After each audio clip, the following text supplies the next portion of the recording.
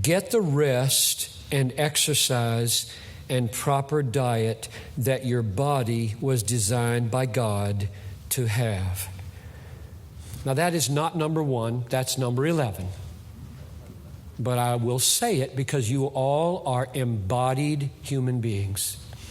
And God has ordained in His strange providence that what we eat, how we rest, and how we exercise affects our emotions.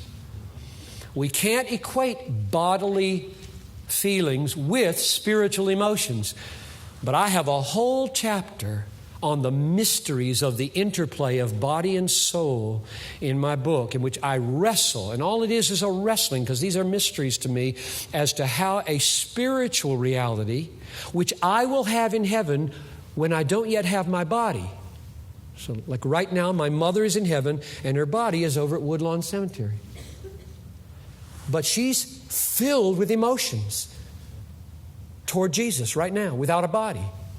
So I know that bodily feelings, tremblings, and the kinds of excitements that you associate with the body are not equal to spiritual affections. But are they interwoven? You can hardly tear them apart. And so it is. I'll give you an example. It's the fall of 1971. I'm sitting in a pantry, which I turned into a study, on the 3rd floor of 22 Preisingstraße in München, Deutschland. In Munich, Germany, where I was studying for 3 years. And I read the most obvious sentence in Galatians: the fruit of the Spirit is patience. Okay? Holy Spirit, please, I'm not a very patient person. Would you please grant me to be more patient with Noel, more patient with bus drivers and other people? And then I discovered this very paradoxical, contradictory, frustrating reality.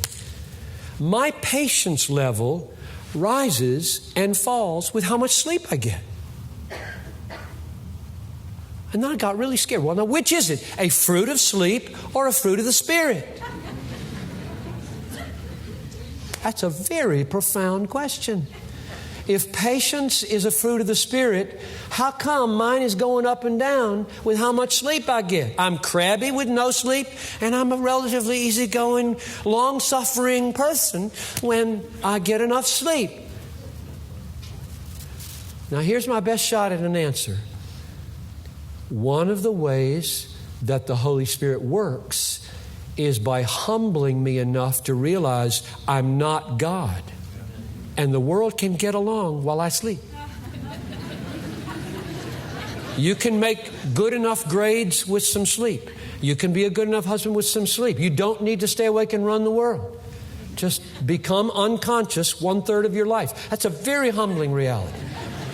That God would ordain that human beings be unconscious 1/3 of their life is just mind-boggling to me.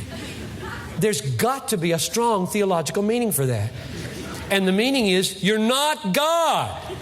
I'm God and I never sleep. Psalm 121.